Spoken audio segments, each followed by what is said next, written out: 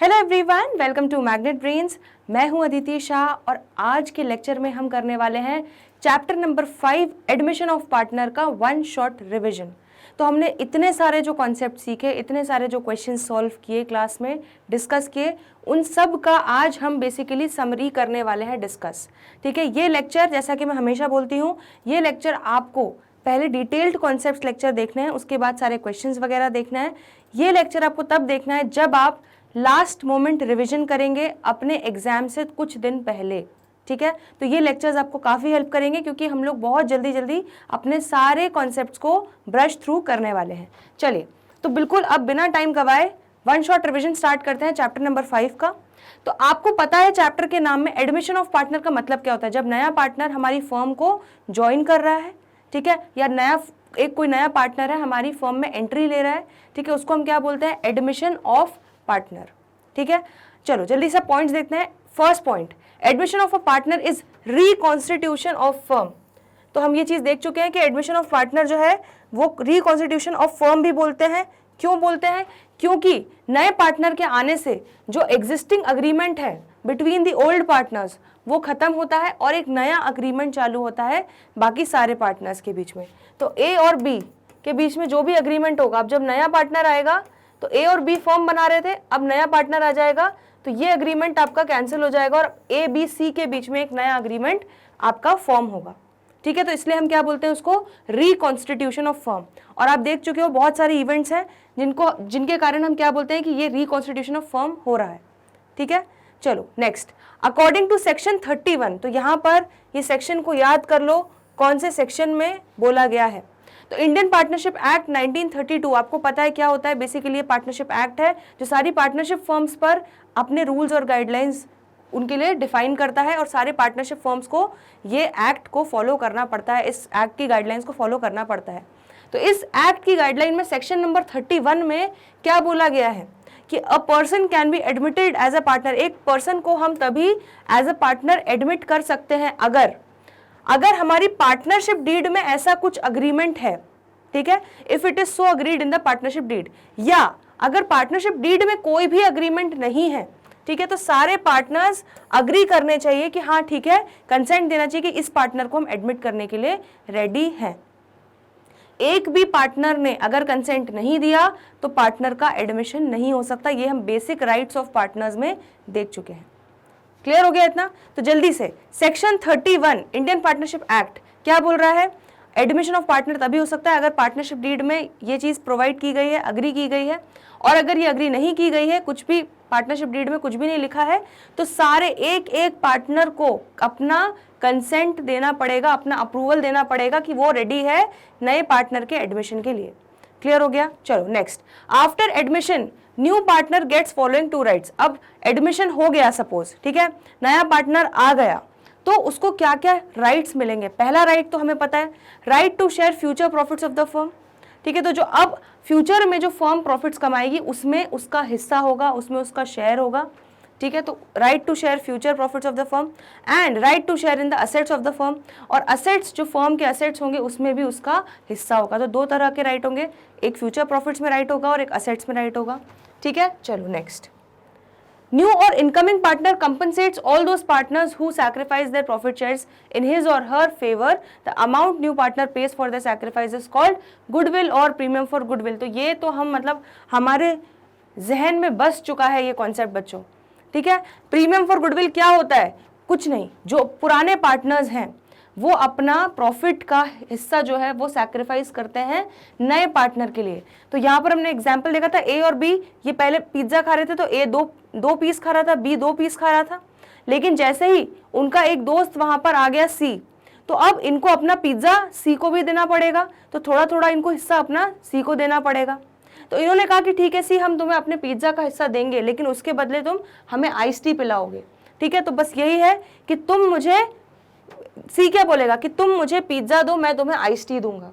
तो बस वही वाली बात है, यहाँ पर नया पार्टनर जो एडमिशन हो रहा है वो क्या बोलता है पार्टनर्स से कि तुम मुझे प्रॉफिट्स में हिस्सा दो, मैं तुम्हें प्रीमियम फॉर गुडविल दूंगा। तो हमेशा प्रीमियम फॉर गुडविल जो है एज अ कंपनसेशन एडमिशन जो हमारा न्यू पार्टनर होता है वो लेकर आता है ओल्ड पार्टनर्स के लिए जो सैक्रिफाइस कर रहे हैं।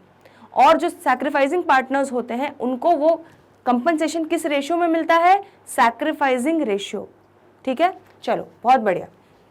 Next point, when a new partner admits it is necessary to revalue assets and liabilities because actual value of assets and liabilities may vary from balance sheet value and new partner should not suffer because of reduction in assets nor he should be benefited by increase in value of assets. तो यहां पर हमने एक example देखा था कि ए और B दो पार्टनर्स हैं पार्टनरशिप फर्म में।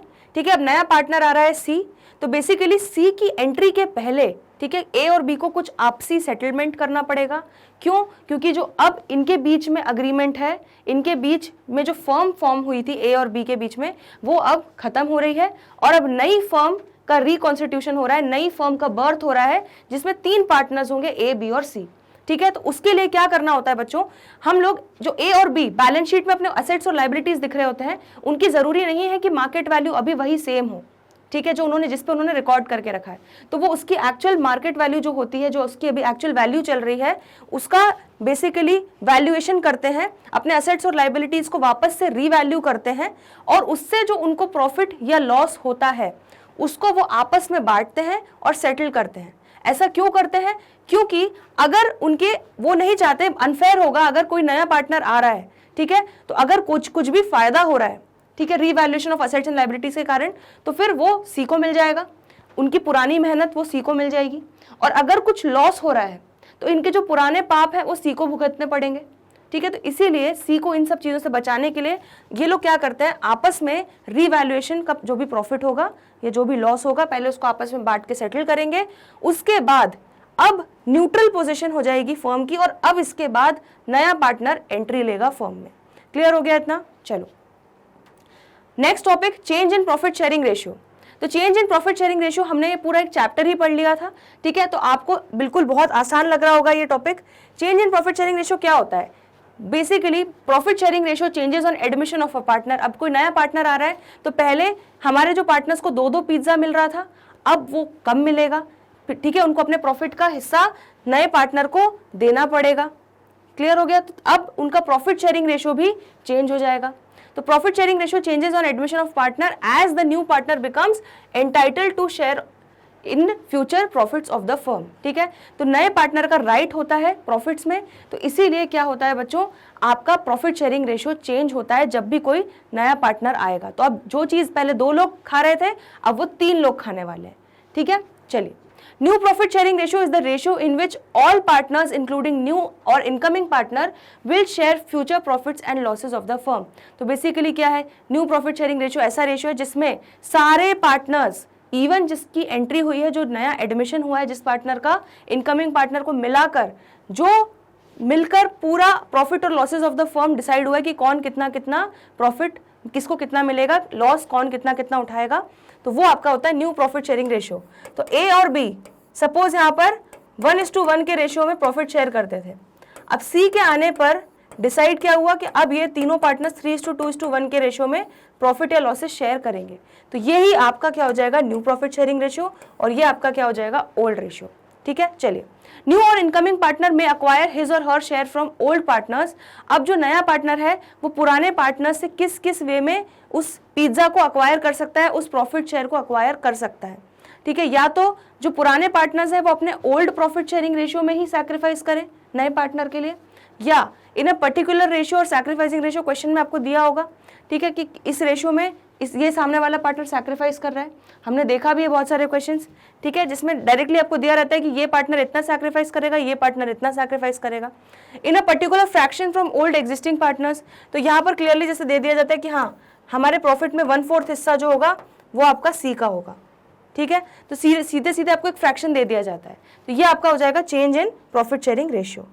चलिए, अब नेक्स्ट टॉपिक जल्दी से देख लेते हैं, प्रीमियम फॉर गुडविल। तो प्रीमियम फॉर गुडविल अब हम सबको पता है अच्छे से क्या होता है। जो नया पार्टनर बेसिकली कंपनसेशन लेकर आता है, किसके लिए, ओल्ड पार्टनर्स के लिए, जो अपना प्रॉफिट का हिस्सा सैक्रिफाइस कर रहे हैं नए पार्टनर के लिए। ठीक है, तो हमेशा क्या होता है, ओल्ड पार्टनर्स को कॉम्पनसेशन मिलेगा नए पार्टनर से, किस रेशियो में, उनके सैक्रिफाइसिंग रेशियो में, जिस रेशियो में वो सैक्रिफाइस कर रहे हैं, त्याग कर रहे हैं अपना प्रॉफिट का हिस्सा, उस रेशियो में उनको प्रीमियम फॉर गुडविल मिलेगा।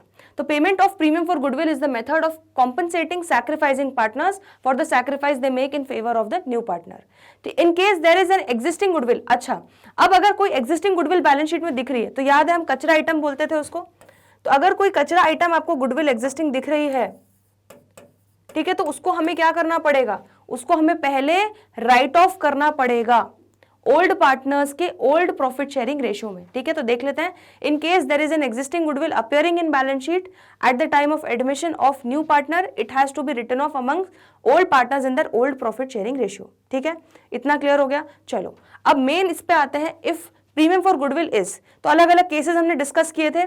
अगर प्रीमियम फॉर गुडविल को paid privately by new partner, ये सारे अलग अलग केसेस है, एक एक करके देखते जाते हैं। चलो सबसे पहले, अगर premium for goodwill paid privately by new partner, तो क्या हो रहा है यहाँ पे, बाबू भैया और श्याम हमारी फर्म में पार्टनर्स थे।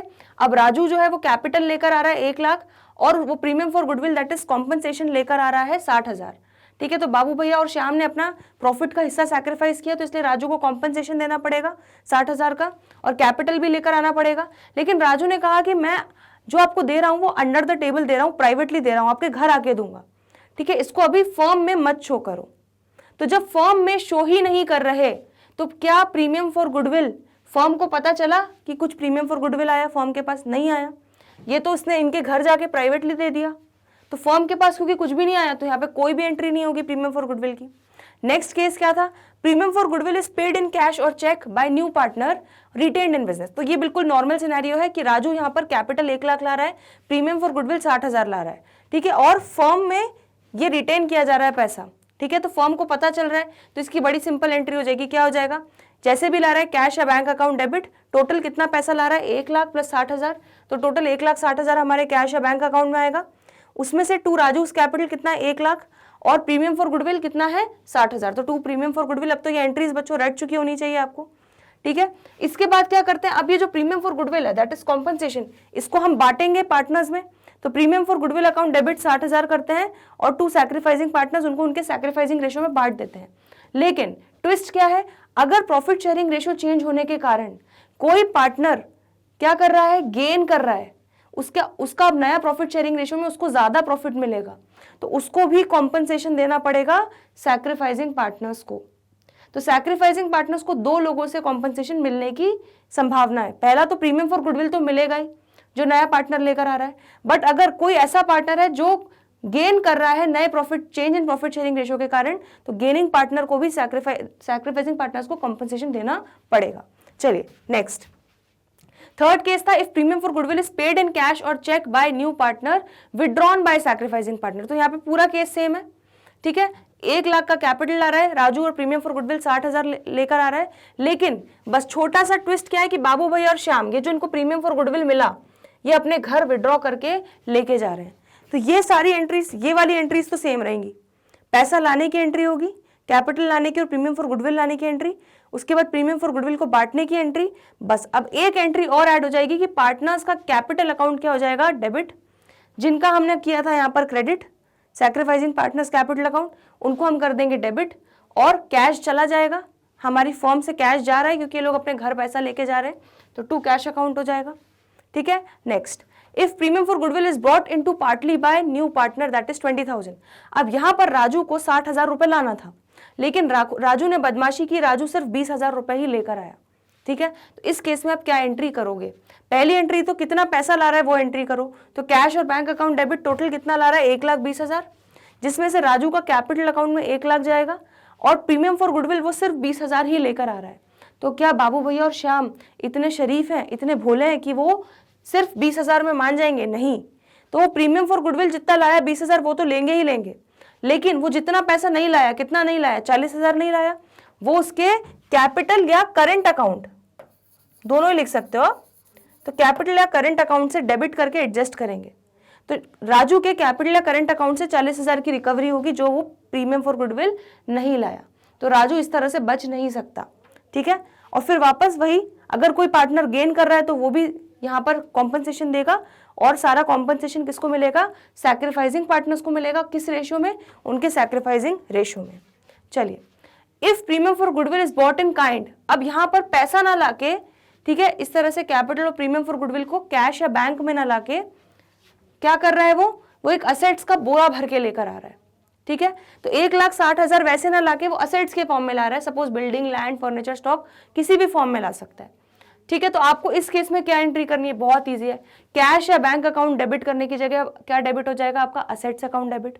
लेकिन आपको इंडिविजुअली दिखाना पड़ेगा कि अच्छा बिल्डिंग 1 लाख की लाया, ठीक है, स्टॉक 50,000 का लाया, फर्नीचर 10,000 का लाया, इस तरह से आपको पूरा डेबिट करना पड़ेगा अलग अलग। तो टोटल 1,60,000 का जो भी वो बोरा भर के असेट्स ला रहा है वो डेबिट होंगे, वही फिर बाकी सब कुछ same. To Raju's capital 1 lakh, to premium for goodwill 60,000 और बाकी की सारी एंट्रीज सेम टू सेम हो जाएंगी, ठीक है। Next, if no premium for goodwill brought by new partner. अब अगर नया प्रीमियम फॉर गुडविल लेकर आ ही नहीं रहा राजू को 60,000 प्रीमियम फॉर गुडविल लाना था बट वो ला ही नहीं रहा, तो क्या एंट्री हो जाएगी, सिर्फ वो 1 लाख कैपिटल लेकर आ रहा है तो जितना पैसा लेकर आ रहा है वो एंट्री कर देंगे cash account debit to Raju's capital 1 lakh 1 lakh. अब जो प्रीमियम फॉर गुडविल का पूरा 60,000 नहीं लाया वो पूरा का पूरा राजू के कैपिटल या करेंट अकाउंट से एडजस्ट हो जाएगा, ठीक है। तो राजू का कैपिटल या करंट अकाउंट को आप डेबिट करोगे और सैक्रिफाइसिंग पार्टनर्स क्या करने वाले हैं, बाबू भाई और श्याम क्या करने वाले हैं, राजू के कैपिटल या करंट अकाउंट से इस अमाउंट की रिकवरी करेंगे, लेकिन राजू को इतनी आसानी से छोड़ेंगे नहीं, ठीक है। और कोई गेनिंग पार्टनर होगा तो वो भी कॉम्पनसेशन देगा। तो बस इतनी सी बात थी, तो समझ में आ गए। प्रीमियम फॉर गुडविल के हमारे सारे केसेस हमने डिस्कस कर लिए हैं, सारे केसेस समझ में आ गए। चलिए तो अब आगे बढ़ते हैं हिडन गुडविल पे। तो हिडन गुडविल क्या होता है, एक छुपी हुई गुडविल, ठीक है। तो बेसिकली क्या होता है, क्वेश्चन में आपको कई बार आपने देखा है, इतने सारे क्वेश्चन हमने देखे हैं, तो आपको दिया रहेगा कि goodwill of the firm is this, ठीक है। तो फर्म की गुडविल का वैल्यूएशन दिया रहेगा या सीधे सीधे इतना बता दिया जाता है कि इनकमिंग पार्टनर कितना प्रीमियम फॉर गुडविल, कितना कॉम्पनसेशन लेकर आ रहा है। लेकिन कई बार कुछ ऐसे क्वेश्चंस होते हैं जहां पर वो छुपी हुई गुडविल, हमें क्वेश्चन में वो छुपी हुई गुडविल को ढूंढना होता है, तो वो हिडन गुडविल को आप कैसे निकालोगे। तो sometimes the value of goodwill of the firm and premium for goodwill is not given. ना गुडविल फर्म की वैल्यू कितनी है, गुडविल की कितनी वैल्यू है वो नहीं दिया रहता, ना ही प्रीमियम फॉर गुडविल दिया रहता है। There may be hidden goodwill, तो वहां पे छुपी हुई गुडविल हो सकती है, जो हम कैसे कैलकुलेट करेंगे, नेटवर्थ और total capital of the firm के बेसिस पे, ठीक है। तो फिर उसके बाद स्टेप्स क्या थे ये हमने देखा था बहुत अच्छे से, बहुत सारे क्वेश्चंस किए हैं। टोटल कैपिटल कैसे निकालना है, टोटल कैपिटल निकालना है कि जो नया पार्टनर जितना कैपिटल लेकर आ रहा है, ठीक है, सपोज सी आ रहा है 1 लाख कैपिटल लेके, कितने 1/4 शेयर के लिए, तो 1 लाख कैपिटल 1/4 हिस्सा मिलने वाला है उसको, उसके बदले वो 1 लाख का कैपिटल लेकर आ रहा है। तो टोटल कैपिटल अब रिवर्स वर्किंग से निकाल सकते हो, क्या करोगे, अगर 1/4 शेयर के लिए वो 1 लाख ला रहा है तो total capital of the firm क्या हो जाएगा, 1 लाख इंटू 4/1, ठीक है, इसका रेसिप्रोकल कर देंगे तो ये इस तरह से आपका क्या निकल जाएगा, 4 लाख रुपए total capital of the firm निकल जाएगा। आया समझ में। फिर हम स्टेप 2 में क्या निकालते हैं, नेटवर्थ। तो टोटल कैपिटल तो बड़ा इजी है, नेट वर्थ में क्या निकालना पड़ता है आपको, एडजस्टेड, 2 तरीके हैं नेटवर्थ निकालने का, या तो एडजस्टेड ओल्ड पार्टनर्स कैपिटल ले लो, मतलब एडजस्टेड ओल्ड पार्टनर्स कैपिटल क्या होता है, बेसिकली आप जब पार्टनर्स का कैपिटल अकाउंट बनाते हो, सारे एडजस्टमेंट्स करने के बाद जो आपका क्लोजिंग बैलेंस आता है ओल्ड पार्टनर्स का, उसको हम क्या बोलते हैं, एडजस्टेड ओल्ड पार्टनर्स कैपिटल। तो ओल्ड पार्टनर्स का जो capital after all the adjustments, free reserves जो है केक आइटम्स बांट दिए, रिवैल्यूएशन प्रॉफिट बांट दिया, अक्यूमुलेटेड लॉसेज है कचरा आइटम माइनस कर दिए, रिवैल्यूएशन लॉस माइनस कर दिया, कोई एग्जिस्टिंग गुडविल है वो सब माइनस कर दी। तो ये सारे एडजस्टमेंट्स करने के बाद हमारा एडजस्टेड ओल्ड पार्टनर्स कैपिटल आता है, उसमें हम क्या ऐड करते हैं, नए पार्टनर का कैपिटल ऐड करते हैं, ठीक है। तो ये हमारा क्या आ जाएगा, नेटवर्थ आ जाएगा।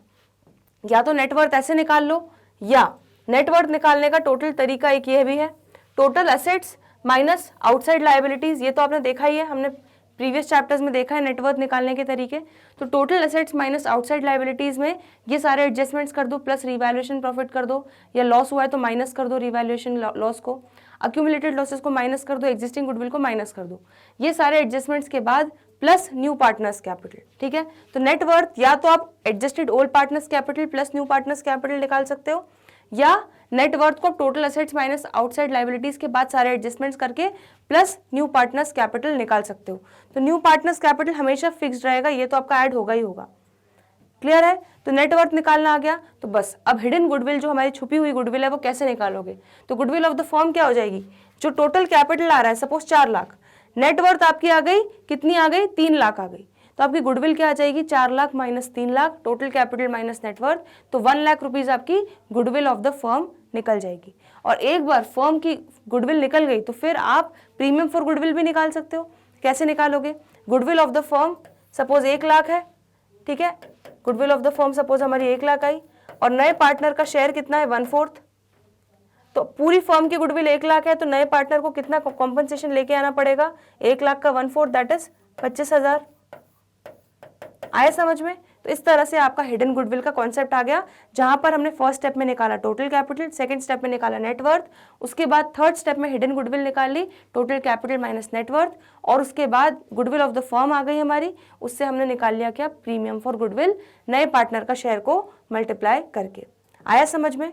चलिए एक लास्ट टॉपिक हमारा और बचा हुआ है, एडजस्टमेंट ऑफ कैपिटल, ठीक है, इसको भी हम बहुत अच्छे से देख चुके हैं, एक बार जल्दी से रिवाइज कर लेते हैं। एडजस्टमेंट ऑफ कैपिटल में बेसिकली क्या है बच्चों, केस 1 और केस 2। तो केस 1 में क्या होता है, जब नए पार्टनर का कैपिटल हमें नहीं दिया है, हमें क्या करना है, उसका प्रोपोर्शनेट कैपिटल निकालना है ओल्ड पार्टनर्स के हिसाब से।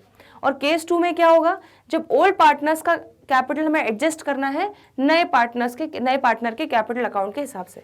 चलो तो सबसे पहले केस 1 देख लेते हैं। जब हमें नए पार्टनर कितना कैपिटल लेकर आएगा वो क्वेश्चन में नहीं दिया है, तो उसको कैसे निकालोगे। सबसे पहले क्या करोगे, total capital of the firm निकालोगे, तो combined adjusted capital of old partners निकालोगे।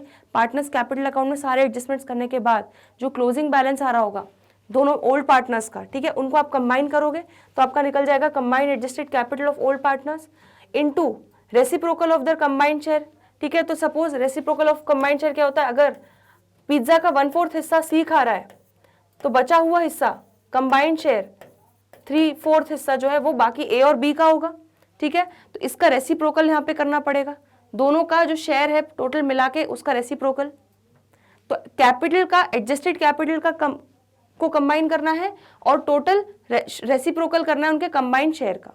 तो ये इस तरह से आपका क्या निकल जाएगा, total capital of the firm. अब total capital of the firm निकल गया तो बस बड़ा आसान है, न्यू पार्टनर का कैपिटल निकाल लोगे, टोटल कैपिटल जो निकाला उसमें उसका नए पार्टनर का जो हिस्सा वो प्रॉफिट में शेयर करने वाला है वो मल्टीप्लाई कर दो प्रोपोर्शनेटली, तो आपका क्या निकल जाएगा कि नया पार्टनर को कितना कैपिटल लेकर आना है, ठीक है। लेकिन अगर क्वेश्चन ने स्पेसिफाई किया है कि न्यू पार्टनर का शेयर होना चाहिए कंबाइंड कैपिटल का हिस्सा, ठीक है, तो यहाँ पर आपको ये इतनी सारी माथापच्ची नहीं करनी पड़ेगी, सीधे आपको क्या निकालना पड़ेगा, कंबाइंड एडजस्टेड कैपिटल सीधे निकाल लो और उसमें नए पार्टनर का कितना शेयर कितना हिस्सा होने वाला है वो मल्टीप्लाई कर दो, उससे आपका न्यू पार्टनर कैपिटल आ जाएगा। तो क्वेश्चन जैसा भी बोले आपको उसके अकॉर्डिंगली सॉल्व करना है। तो केस 1 हो गया, बहुत सिंपल था। चलो जल्दी से केस 2 देख लेते हैं। तो केस 2 में नए पार्टनर के कैपिटल को बेस बना के हमें पुराने पार्टनर्स का कैपिटल को एडजस्ट करना है। तो नया पार्टनर का कैपिटल बेस है तो यहाँ पे टोटल कैपिटल कैसे निकलेगा, नए पार्टनर के कैपिटल के हिसाब से, तो new partners capital into reciprocal of his share.